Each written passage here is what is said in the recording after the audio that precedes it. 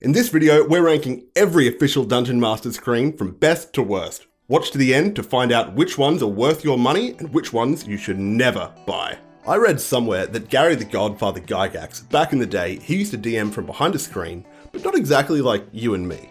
Instead, what he would do is have a full body partition, and he would be completely obscured from the party, so they couldn't see him and his voice would ring out like the voice of God, some god narrator. Now, that's probably not true for a number of reasons. One, nothing you ever read on the internet is ever true. And two, if you went over to your mate's place and the DM was hiding in the pantry and refusing to come out, you would go, nope out, alright, see you boys, have good fun with your creepy cult game. But I think it does speak to a certain kind of symbolism and pageantry that's completely unique to RPGs. And I like that pageantry.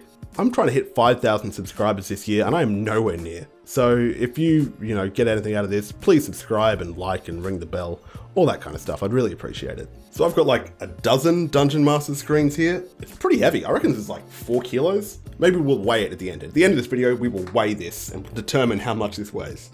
But on top of that requisite pageantry from the old screens, modern Dungeons & Dragons is looking to instill a little bit of utility into the screens. There's got to be some use for the Dungeon Master and some eye candy for the players. So we're going to rank them out of giving them 5 points. Now there's 1 point for the art at the front. If the art on the front is okay, it'll get a point. That's an easy get. And then there are 4 panels on the back for the Dungeon Master. So there's 1 point for each panel. If that panel is feasibly useful to any Dungeon Master, if I look at it and go, someone could use this and it's laid out well, then it'll get a point. But if I don't think it's going to be useful to anyone, then no thank you. No point for you.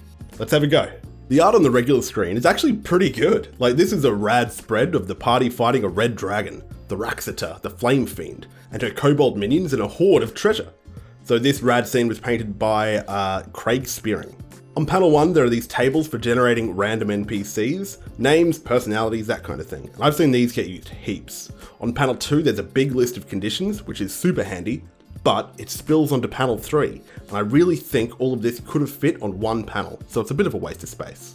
On panel 3, this is the other half of the conditions, and then to the right, we've got rules about cover, light, vision, setting, DCs, and since the conditions could have fit on one panel, I really think this is only worth half a point. On panel 4, we've got rules about travel pace, distances, noises, all obscure rules, but half the panel is wasted on this picture of a Tarrasque.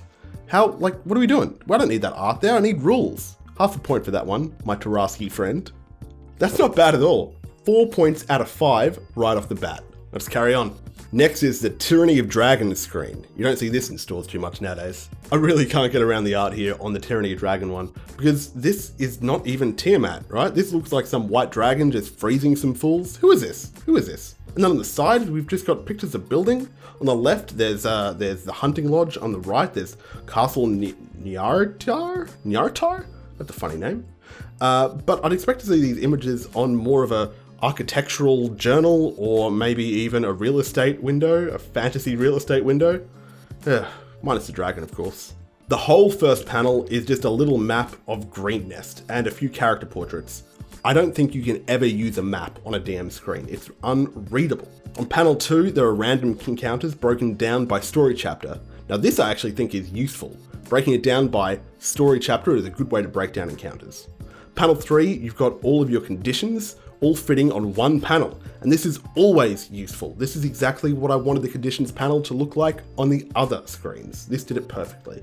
And panel 4, here we go. This panel is sponsored by DeviantArt.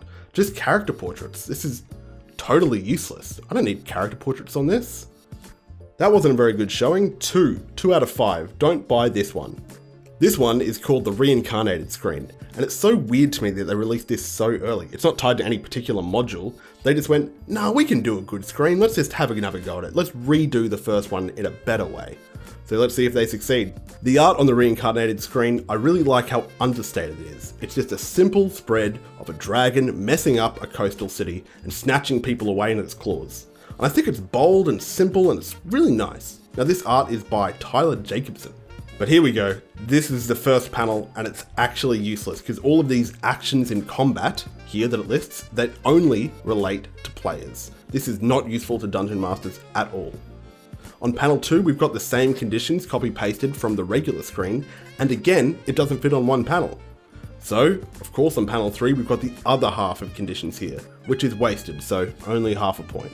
But then on panel 4, this information is totally useful, because it's kind of similar to the information on the regular screen, but what it does is it substitutes a few more obscure rules in instead of the NPC generation, even though I like the NPC generation. So what do you think of the Reincarnated screen? 3 out of 5. Wait, not 3 out of 5? 3.5 out of 5. Oh, wowee. Lucky duck. And wouldn't you know it, those wacky Wizards of the Coast, they actually released that screen twice. See, this is the limited edition screen. It's got this custom art by Hydro74. Ooh, so good. But the back is exactly the same as the Reincarnated screen. So I'm going to give that a 3.5 because it's essentially the same screen as the Reincarnated screen. But I'm going to give it a bonus half a point because this art is phenomenal. 4 out of 5 for this one. Now we're deep in module country with Princes of the Apocalypse. This art is very, very clean, and thematically it's completely on point for Princes of the Apocalypse. We've got Arisi of the Howling Hatred, we've got Marlos of the Black Earth, Vanitha of the Eternal Flame, and Gar of the Crushing Wave. As a player, I love it. On panel 1, we've got these images of the boss monsters, and it's completely useless.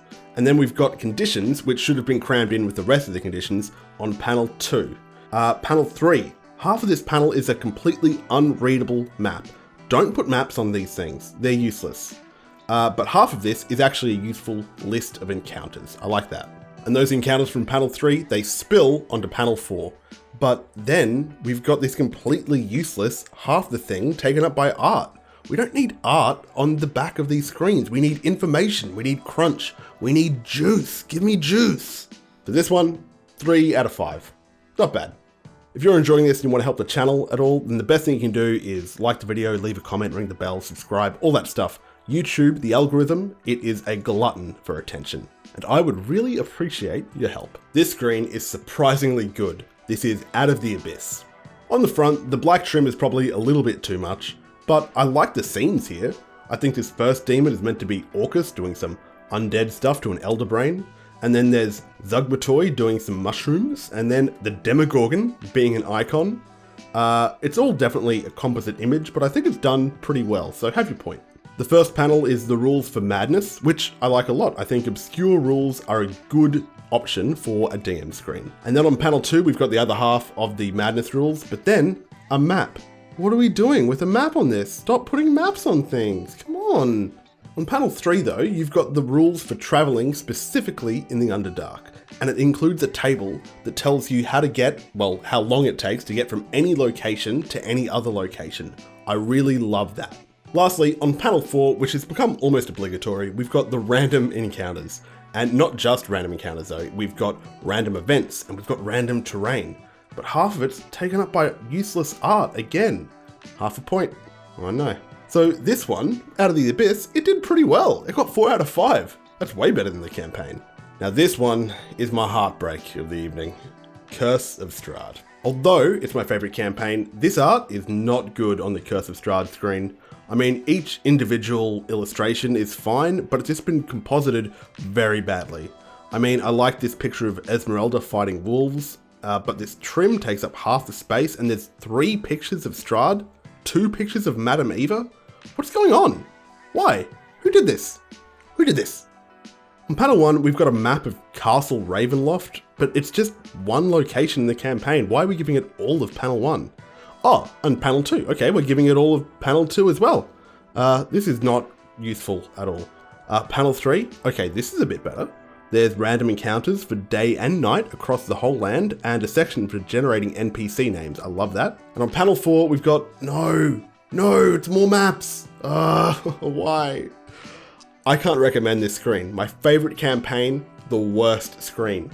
2 out of 5.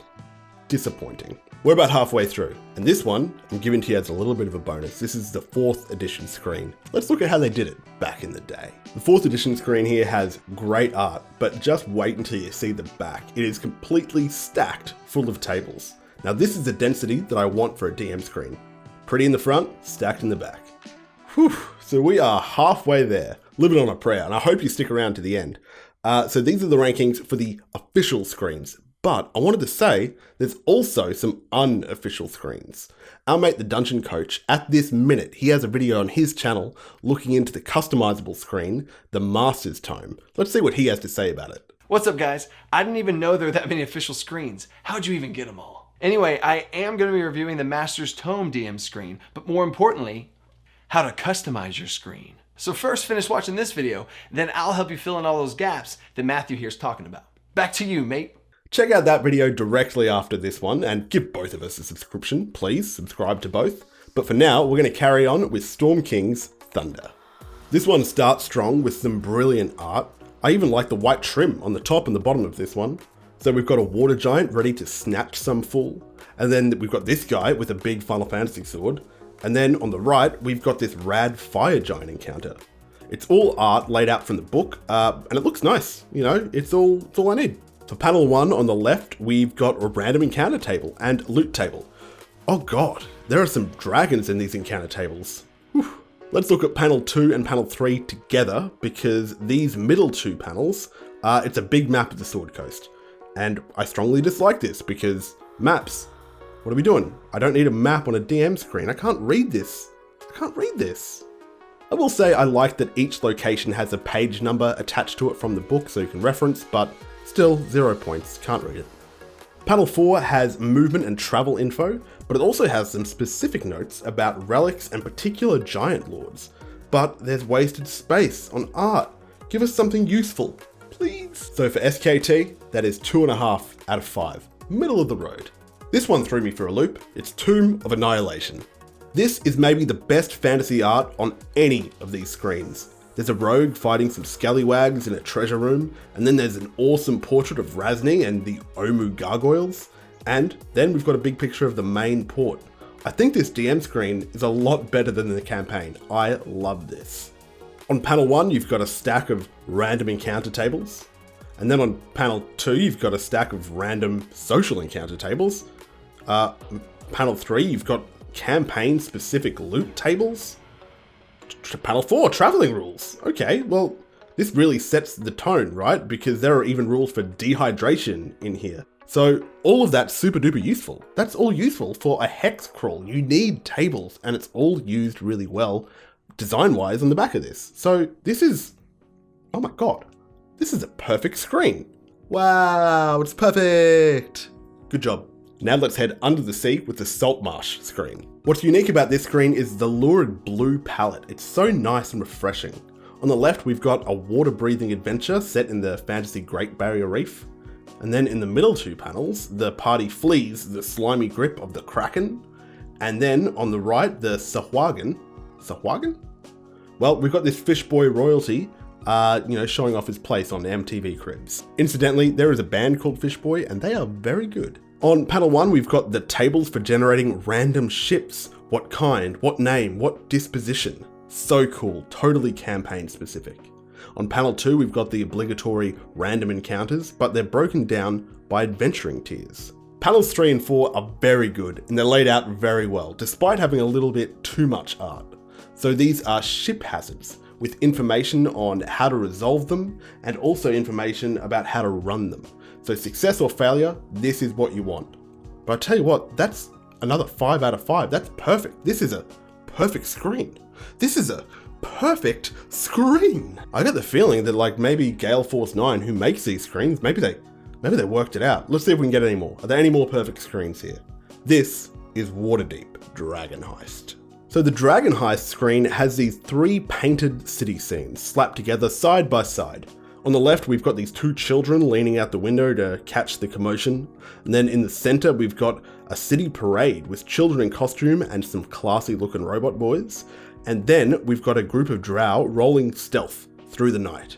On panel 1, we've got the code legal. This is crime and punishment throughout the city. Totally Waterdeep specific. I love it. Panel 2, we've got the biggest something happens table you could ever want, separated into daytime and nighttime. Very useful. Panel 3 is completely dedicated to every tavern across the city, from every ward, from every quality, poor to aristocratic. Very cool. And panel 4 is a list of items that you could pickpocket in a city and a complete catalogue of all the newspapers in the city. The Madmen, they've done it again. This is another perfect screen, 5 out of 5. This is worth your money. Even though the art could be a little bit better, this is sublime. There's only a couple more left. This one, what is it? This is another Waterdeep one. This is the Mad Mage. Let's go do that. Let's do that now. Okay, my Mad Magey friend, this artwork is sick. We've got liches to the left of me, manticores to the right, and here I am stuck in the middle with Hallister Blackcloak, the Mad Black Mage.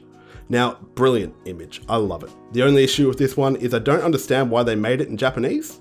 I'll have to cast Comprehend Languages on this one. On panel 1, we have 2 sets of random tables. We've got magical events to happen during a long rest, and then something called Boredom Breakers, which is worrying to think you might need that. On panel 2, we've got a map key, which is, the guide to how to read a map. But I really don't think this is useful. Isn't this the kind of information that's normally, on a map? Why do you need it on a screen? Panel 3, we've got movement, travel pace, light, and vision references. But then this other half is actually kind of like running the game advice. You're not going to read these paragraphs during the game. How is that helpful? I actually like this last panel a lot. It's got the villain's motivations there, which are always handy to have reminders around about, because the motivations of a villain are very important. And then, so cool, we've also got a breakdown of what's on every level of this mega dungeon. So, your Mad Mage, the streak has been broken. This is 3.5 out of 5. Here we go. This is the last official screen so far. This is Descent into Avernus. The artwork on this Dungeon Master screen is better than the opening battle in Lord of the Rings. So we've got these hordes of demons clashing across all 4 panels, fighting in a hellish red and yellow palette. Very pretty. Come on, Baldur's Gate. Let's get a 5. Let's get a 5. On panel 1, this is pretty handy. We've got a hierarchy of devils, and we've got names of all the layers of hell, and there's a list of contracts and how to run them. That's pretty cool. Panel 2, oh no. Oh, it's another map. Oh no. Okay, so there's this handy list of devils' names down the bottom at least, so half a point, I guess. On panel 3, this is where I need a little bit of input, okay? Because there are stat blocks in this screen. This is the only one that has stat blocks on them. Is this useful? In this orientation, in this format? Is this handy for a Dungeon Master? I don't know, I haven't run this, okay? I haven't run Avernus. So I'm gonna give it a point, just hesitantly, but you let me know what you reckon. On panel 4, we've got the stat blocks again, but then we've got how to run a chase for a war machine thing. I guess that's useful, maybe? Have the point. So this one, it got a 4.5 out of 5. That's pretty good. That's pretty good. Not perfect, but pretty good. That's all of them, and here's the final list. We've got 3 perfects and 2 don't buys. But do you agree with this? What do you think? Should I move any of these around? Would you have done it differently? Am I off base? Am I off base? I don't know. Let me know. Let me know in the comments downstairs, subscribe and all that stuff. But you'll probably notice I haven't included the Essentials kit in this review. And that's because even though it is a Dungeon Master screen, it's not made out of the same material. It comes in a different kind of format. I don't know, it's not in the same class. But what I'll do is I'll review that over on Instagram. So I'll link to an Instagram video that gives you an overview of that screen. And remember, if you want to get the full picture of customizable, unofficial screens, then check out the Dungeon Coach's review of the Master's Tome. It's a good video. Go give them a like, give them a subscribe. Me too. Maybe share it around. Share it around.